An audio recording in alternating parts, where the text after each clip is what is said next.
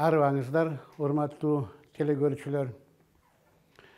Биздин темабыз Атила кыргыздардын улуу баатыры. Бүгүнкү карай турган темабыз Атиланын дипломатиясы. Эми өткөн лекцияда мен айтып кеттим эле. Атила маселелерди дипломатиялык түрдө чече алса, анда согушту токтотчу. Анткени ал түшүнчү, согуш деген өзүнүн жоопкерлери курман болот. Бул абдан оор нерсе. Анан да өткөн лекцияда айтып кеттим эле, жана гундар өзүнүн курман болгон кишилерин, хандардын, белгилүү, даңазалуу адамдарын койгондо, анын жанына алтын буюмдар, эркек кишиге алтындан кылыч, алтын бычак, алтын чөмүч, чөйчөк, алтын жана батиништер, бетине эме жапчы экен алтын жапкыч. Золотая маска дейт. Жапчы экен бетине. Ана ошентип койчу экен. Көрүстөнгө салганда, бир мүрзөгө салганда, ошондой даңазалуу кишини анын жанында көп алтын буюмдар бар экен да. Ошону эмелер билчү экен. Жанагы душмандар биринчи иретте чыгыш Румдагы душмандар, каракчылар. Алар келип Дунайдан өтүп келип, Дунай чек ара болчу. Ошолорду казып, аны кетчү экен ошолордун алтын. Атилага маалым болду. Атилага ошо эме берди, айтып беришти, ушундай биздин бир 20-30 эмебизди карактап кетти, мүрзөбүздү карактап кетти. Эми гундар көрүстөндү көрсөтпөй эметчи да, койгондон кийин үстүнөн жана жылкыларды айдап, билбесин кажер экен, билбесин деп атчы да. Анткени көчмөн эл. Бүгүн бул жерде бар, эртең көчүп кетет.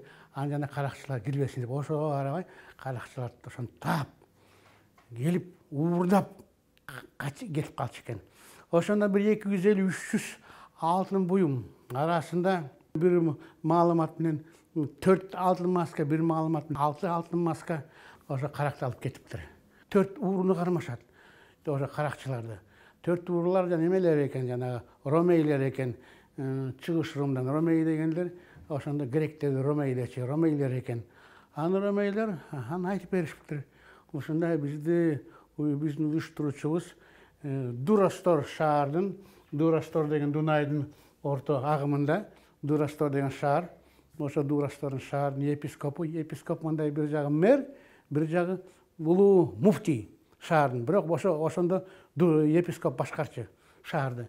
Епископ Себастьян уюштуруп атат. Анан Атилла биринчи элчи жиберет Константинопольго. Ушундай силердин каракчыларыңар бизге келип, биздин көрүстөндөрүбүздү, биздин мүрзөлөрүбүздү казып атат, алтын буюмдарды, башка буюмдарды алып кетип атат. Бул деген абдан жаман нерсе. Биз чыдабай жатабыз, чыдабайбыз. Силер бизге ошолорду жанагы бүт кайтарып бергиле, ошо алтын буюмдарды.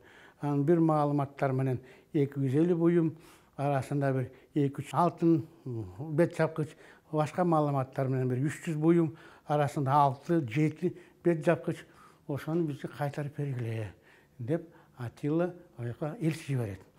Элчинин башында Орест, элтимен башы, элтимен деген начальник штаб, элтимен башы Орест. 2 айда Константинопольго Орест кайра келет, биздин маалыматыбызды кабыл алды, жакында бизге өзүлөр элчи жиберет, бүт таап берет, жана уурдалган буюмдар таап берет деп. Анан ошондой эле алар келгенден кийин, бир айдан кийин тияктан элчилер келет Константинопольдон. Константинополдун элчилери келип, анан бир 15 кишидей алар бир 20-30 буюмду таап келет, алтын буюмду. Анан бирок айтат, эмелер тапкан жокпуз, жанагы каракчыларды, ууруларды тапкан жокпуз. Дагы биз изилдөө жүргүзүп атабыз, издеп атабыз, сурак кылып атабыз, адамдарды дагы чыдай тургула деп. Макул деп Атилла күтөт. Анан 2 айда эч кандай дагы кыймыл жок. Атилла кайра жиберет эмени элчилерди тияка. Төлөк башында, Төлөк деген жанагы Атиланын жардамчысы, Атиланын курбусу, өзү кыргыз уруусунан, анан Атилада жанагы мына жау визир деген функция аткарат. Бүгүнкү которсо болот аны аскер министри. Анан төлөк кетет аяка. Анан төлөк алып келет дагы бир жүздөй алтын буюм алып келет. Анан эки ууруну колуна кармап салып беришет. Аны кайра келишет. Бирок бир бет жапкыч алтын маска жок. Анан Атилла дагы жиберет элчине. Дагы жиберет элчине. Үчүнчү элчи ким экен, ким башына турганы маалымат жок тарыхта. Бирок ал элчи барып, 2 айдан кийин кайра келет. Жигилер жана эмелер батыш урумдуктар, чыгыш урумдуктар айтат, биз издеп атабыз, таап атабыз. Кайра чоң силерге элчи келет деп анан бир 2 айдан кийин күзүндө 1446 жылы күзүндө абдан чоң элчи келет. Бир 50 кишидей мүчөлөрү, бир 200 солдаты менен келет. Арасында сенатор, жазуучу, тарыхчы Приск Панийский деген киши бар. Ошо Приск Панийский анан кийин китеп жазат Атилла жөнүндө. Атилланын дипломатиясы, анан Константинополдун саясаты деген китеп жазат. 300 бет китеп жазат. Ошо китеп бар азыр. Бар. Ошо китеп. Ошо китепте накта ал жазат гундар кандай жашайт, кандай түзүлүшү, кандай жанагы кандай эмелери менен, кандай мыйзамдары менен жашайт, ким башкарат, кандай кийинет, эмне тамак ичет, баарын жазат. Анткени 5, 6, 10 жолго чейин ал Атилла кирип, Атиллада конок болуп, Атилла менен отуруп, тамак ичип, ошо элчи болот да, Приск Панийский. Анан мурунку Иордан деген бар болчу. Анан дагы Амиан Марцелин деген бар болчу. Гундар жөнүндө жазгандар. Бирок алар бир гунду көргөн эмес. Бирөө деди алыскы ылдыйкы эмеде жана Италияда, бирөө дагы бир алыскы жерде бир гунду көргөн эмес. Ал эмес жазгандары гундар кеткенге 100 жылдан кийин алардын эмелери чыгат. Накта таяныш керек, жана Приск Панийскийдин жазууларына таяныш керек. Ан Приск Панийский ошо жерде келет, анан 50 киши келет. Анын арасында бир котормочу бар экен. Котормочу Гунтилден грек тилине, ромей тилине которгон, аты Вигилий экен. Ал киши жигит гундардын арасында чоңоюптур. Анан кетип өзү грек экен, анан Константинополга кетип, ошол жерден котормочу болуп иштеп калыптыр. Анан ошо келет. Анан ошо киши, ошо Вигилий өзүнүн алып келген оокаттардын арасында ичинде камтып коюптур, сактап коюптур. 45 фунт алтын. 45 фунт алтын деген эми 1 килода 3 фунт. Ошол 15 килограмм алтын алып келиптир. Акын көрсөтпөй. Эми ал мезгилде тамажа деген жок да. Элчи келди, азыр эле элчилердин жүктөрүнө эч ким карабайт. Элчилердин жүктөрүнө неприкосновенность деп коет. 15 фунт килограмм алтыны бар экен. Анан ал жана байыркы кыргыз тили, байыркы гун тилин, байыркы кыпчак тилин жакшы билет экен. Гун тили деген канча айтып атам мен, байыркы кыргыз кыпчак тили. Ошо тилди жакшы билет экен. Анан бир нөөмөтчү офицер менен, жүзбашы менен аты эмеде жүрөт, тарыхта Эдекон деген, гунча Одок экен. Ол нөөмөтчү офицер, сакчы, ошо менен сүйлөшөт экен, жүзбашы. Дос болот экен аны менен. Мен сага 45 фунт алтын берем. Анан сен алтынын кандай түрдө өлтүрсүң, өзүң өлтүр. Же уу бересиңби, же атасыңбы, же соесуңбу, өлтүр. Анан кийин качып кет биз жака качып кетсең, биз жака чоң хан сарай беребиз. Константинополдун жарандыгын беребиз. 20 жаш бойго жеткен кул кыз беребиз. 150-60 малай беребиз, кул беребиз сага. 100 жылкы беребиз. Жылына 50 фунт алтын берип турабыз. Ошого жашайсың. Бүт бай болуп жашайсың. Аны сенатор кылып коебуз. Сен өлтүрсөң Атилланы дейт да. Ал ошо сабыр уруудан экен. Баарын акырын Атилла айтат экен. Атилла токтой тур, эми биз оюнду ойнойбуз дейт экен. Sen oyna, makul bola ber деп. Антиги макул болот экен. Тиги бүт алып келет, айтат экен эмелердин баарын. Ал бигиyle жалгыз келбейт экен. Келгенде кичинекей баласын эчтип келет экен, 12 жаштагы баласын. Ал да эчтип алат экен. Жанында жүрөт. Бир күнү тиги келип талап коет экен, доомат коет экен. Бат бүтүр, бат өлтүр, 2 күндө өлтүрбөсөң болбойт, биз жакында кетип атабыз деп эметип атат жана бигили жана одокеге. Аны ошондон кийин Атила аны камакка алат экен. Тиги болсо баарын айтып берет экен. Атила айтат экен, мына сен бул жерде сен жалгыз эмесиң, мына улуң жанында турат. Өмүрүн ойло. Анан тиги баарын ыйлап, бигили айтып берет экен. Мени Феодосиянын жардамчысы ошо мага тапшырма берген. Ошондой сөздөрдүн баары ошонун тапшырмасын аткарып атам деп эметет экен. Анан Атила аны камакка алып, тигилерди бошотот, эмелерди, элчилерге сөз кеткенде алардан дагы бир талап коет экен. Алар эми силер мага жана бербей жатасыңар. Мен билип калдым. Биринчиси епископ Себастьян уюштурат экен, ушу карачылыктын баарын ошол уюштурат экен. Экинчи муна алып келди, сатып келди. 3 миллион сестерчига, 3 миллион сестерчи, ал чоң акча.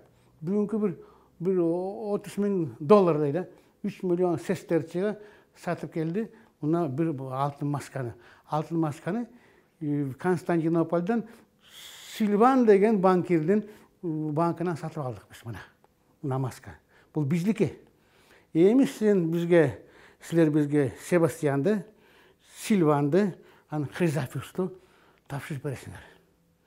Тапшырбасыңар, согуш ачам. Анан Прискпанийский кайра кетет экен, баарын ошого жанагы маалыматты айтат экен. Феодосийге батыш Ромдун императору, чыгыш Ромдун императоруна айтат экен, согуш ачса эмне кылабыз деп. Анан ойлонуп атып, бүт баарын табат экен, жана эмелерди, кара уурдалган буюмдардын баарын табат экен, алтын масканын баарын табат экен. Анан кайра чабарман менен, элчемеси менен, ыкчам чабарман менен жиберет экен. Мына таптык, мына бердик, сен согуш ачпай эле кой бизге.